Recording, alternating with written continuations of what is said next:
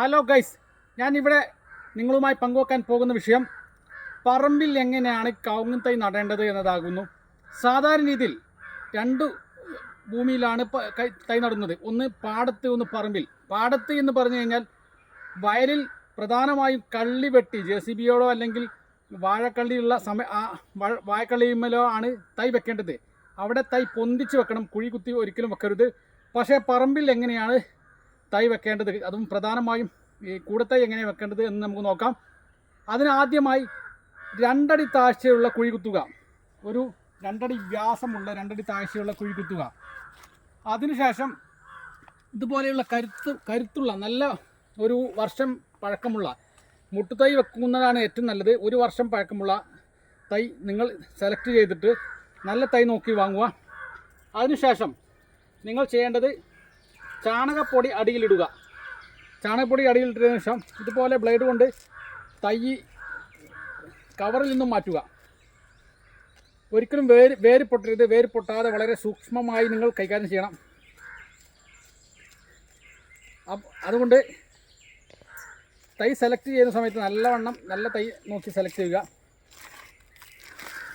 ഇതാണ് തൈയിൻ്റെ രൂപം. ഈ തൈ ഇതിൻ്റെ ഒത്ത സെൻറ്ററിൽ വെക്കുക. ഒത്ത സെൻറ്ററിൽ വെച്ചതിന് ശേഷം ചാണകപ്പൊടി സൈഡിലിടുക. എന്നിട്ട് സ്വല്പം മണ്ണ് ഈ സൈഡിൽ നിന്നും കൊത്തിയിടുക. മണ്ണ് ഒരിക്കലും ആ കൂടത്തൈയിൻ്റെ മുകളിൽ വരാൻ പാടില്ല. ഇതാണ് ഇതിൻ്റെ രീതി. ചാണകപ്പൊടി അല്ലെങ്കിൽ എല്ലുപൊടി മറ്റുള്ള ജൈവവളങ്ങളും ഇട്ട് കഴിഞ്ഞാൽ പെട്ടെന്ന് തൈ പൊന്തുന്നതാണ്. അതുകൊണ്ടാണ് അടിവളമായി കൊടുക്കൽ നിർബന്ധമാണ് എന്ന് പറയുന്നത്. എന്നിട്ട് നിങ്ങൾ വേനൽക്കാലത്ത് റിപ്പ് ഇറിഗേഷൻ ചെയ്യണം, അഥവാ തുള്ളി നന. ഓരോ തൈക്കും കൃത്യമായി നന കിട്ടുന്ന രീതിയിൽ പൈപ്പ് ഉപയോഗിച്ച് റിപ്പറേഷൻ ചെയ്ത് കഴിഞ്ഞാൽ പെട്ടെന്ന് തൈ പൊന്തുന്നതാണ്. 3 വർഷം കഴിഞ്ഞ് കഴിഞ്ഞാൽ ഇത് കുലക്കുന്നതാണ്. പറമ്പിൽ ഏറ്റവും നല്ലത് നാടൻ ഇനങ്ങളാണ്. അത് ഒരിക്കലും രോഗം വരികയില്ല. അതുപോലെ തന്നെ ഒരു ചെറിയ പരിചരണം കൊടുത്തു കഴിഞ്ഞാൽ ശരാശരി വിളവ് കിട്ടുന്നതാണ്. പിന്നെ ഏറ്റവും പ്രധാനമായും കർഷകർ അഭിമുഖീകരിക്കുന്ന പ്രശ്നം വേനൽക്കാലത്ത് തൈ ഉണങ്ങിപ്പോകുന്നു എന്നതാണ്. അതിന് പ്രധാനമായി ചെയ്യേണ്ടത് ഇതുപോലെയുള്ള ചകിരി എടുക്കുക. ചകിരി എടുത്തിട്ട് ഈ തൈയിൻ്റെ അടിയിൽ കമത്തി വെക്കണം. ഇതുപോലെ മലത്തി വെക്കരുത്. കമത്തി ഇതുപോലെ ചകിരി വെക്കുക. ഇങ്ങനെ വെച്ച് കഴിഞ്ഞാൽ വേനൽ മഴ കിട്ടുന്ന സമയത്ത് നിങ്ങൾക്ക് തൈക്ക് നല്ലവണ്ണം അത് വെള്ളം സ്റ്റോർ ചെയ്ത് നിൽക്കുന്നു എന്നതാണ്.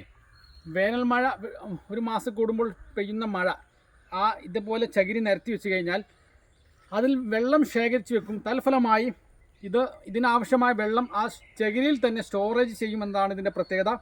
അതുകൊണ്ട് ഇപ്പോൾ പല സ്ഥലത്തും പന്നി തൈ കുത്തുന്നു എന്ന് പറഞ്ഞു കേട്ടു. കവുങ്ങൻ തൈയും ഇതുപോലെ തെങ്ങ് തൈ ഏതായാലും കുത്തുന്നുണ്ട്. അതേപോലെ തന്നെ കവുങ്ങൻ തൈയും പന്നി നശിപ്പിക്കുന്നു എന്ന് പറയുന്നുണ്ട്. അതുകൊണ്ട് പന്നി വരാത്ത രൂപത്തിൽ നിങ്ങൾ സംരക്ഷിക്കണം. ഇതുപോലെ 6 അടി അകലത്തിലാണ് തൈ നടേണ്ടത്. പിന്നെ അതുപോലെ തന്നെ തൈക്ക് തണുപ്പ് കിട്ടുന്ന വേറെ വെറൈറ്റി ഉണ്ട്. അത് നിങ്ങൾക്ക് വേനൽക്കാലത്ത് കുമ്മായവും അഥവാ ഇത്തിൾ നീട്ടിയിട്ട് ഇത്തിളും അതുപോലെ തന്നെ നമുക്ക് കുറച്ച് പശയും കൂട്ടിയിട്ട് ഇതിൻ്റെ മുകളിലും തളിക്കുകയോ അല്ലെങ്കിൽ കുറച്ച് മരം വണ്ണം വെച്ച് കഴിഞ്ഞാൽ അതിന് തേക്കുകയോ ചെയ്ത് കഴിഞ്ഞാൽ തണുപ്പ് കിട്ടുന്നതാണ്. പ്രധാനമായും തെക്കൻ വെയിൽ എന്ന വെയിലാണ് ഈ തൈയിനെ ഏറ്റവും ദോഷകരമായി ബാധിക്കുന്നത്. അത് ശക്തമായ ചൂടാണ്. ആ ചൂട് കൊണ്ട് തൈയിൻ്റെ ഒരു ഭാഗം തന്നെ കരിഞ്ഞു പോകുന്ന അവസ്ഥയുണ്ട്. അതുകൊണ്ട് വേനൽക്കാലത്ത് ഇത് മറക്കുന്നത് നല്ലതായിരിക്കും. അഥവാ തൈ നമ്മുടെ വാഴയുടെ ഇല കൊണ്ടോ വാഴയുടെ ഉണങ്ങിയ ഇല കൊണ്ടോ അല്ലെങ്കിൽ മറ്റുള്ള തെങ്ങിൻ്റെ ഓല കൊണ്ടോ മറക്കുന്നത് ഇതിന് വളരെയധികം ഗുണകരമായിരിക്കും. അതുകൊണ്ട് പ്രധാനമായും ഈ പറമ്പിൽ ഇതുപോലെ 2 അടി താഴ്ചയിലെങ്കിലും കുഴി കുത്തി അതിൽ തൈ വെക്കണം. ഇത് വളർന്നു വന്നു കഴിഞ്ഞാൽ തൈയ് വേരുകൾ വളരെ സ്ഥലത്തേക്കും സ്പ്രെഡാകും. അത് പൊന്തിച്ച് വെച്ച് കഴിഞ്ഞാൽ ഈ വേര് മുകളിൽ തന്നെ സ്പ്രെഡായി ഇത് മറഞ്ഞു വീഴുന്ന രൂപം ഉണ്ടാകും. അതുകൊണ്ടാണ് ഇത് താഴ്ത്തി വെക്കണമെന്ന് പറയുന്നത്. താഴ്ത്തി വെച്ച് കഴിഞ്ഞാൽ വേര് ഏറ്റവും ഭൂമിയുടെ അടിയിലേക്ക് പോവുകയും തൽഫലമായി വേര് പൊന്താതെ നമുക്ക് കവുങ്ങിനുള്ള വെള്ളം വലിച്ചെടുക്കാനുള്ള ശക്തി കിട്ടുകയും അതിൻ്റെ ഇടയിൽ ഇടവിള കൃഷി ചെയ്യാനും ഇതുപോലെ താഴ്ത്തി വെക്കണമെന്നാണ് ഈ അവസരത്തിൽ പറയാനുള്ളത്. അതുകൊണ്ട് ഒരിക്കൽ കൂടി പറയുന്നു, ഈ കവുങ്ങ് കൃഷി വളരെയധികം ആദായകരമാണ്. ഇത് പ്രധാനമായും നിങ്ങൾ ഇതുപോലെ ആ ഷാർപ്പ് ടൈമിന് ഇതിന് ഓരോ ട്രീറ്റ്മെൻറ്റ് ചെയ്ത് കഴിഞ്ഞാൽ ഒരു കവുങ്ങിൽ നിന്നും 2000 രൂപ തോതിൽ വർഷം കിട്ടുന്നു എന്നതാണ് ഇതിൻ്റെ പ്രത്യേകത.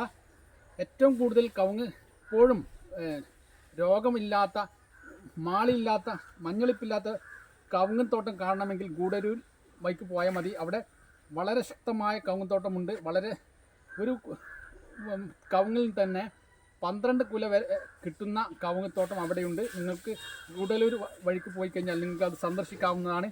ഇതാണ് ശാസ്ത്രീയമായി കവുങ്ങ് കൃഷി ചെയ്യുന്ന ഒരു രംഗം. ഓക്കെ, അതുപോലെ തന്നെ ഇത് നമുക്ക് കറ്റാർ വാഴയുടെ തൈയാണ്. വളരെ നല്ല ഭംഗിയുണ്ട്. കറ്റാർ വാഴ പ്രധാനമായും മുടിയുടെ സംരക്ഷണത്തിനും മുഖ സൗന്ദര്യത്തിനും പ്രധാനമായും സൗന്ദര്യവർദ്ധക വസ്തുവിൽ ഇത് ഉപയോഗിക്കുന്നുണ്ട്.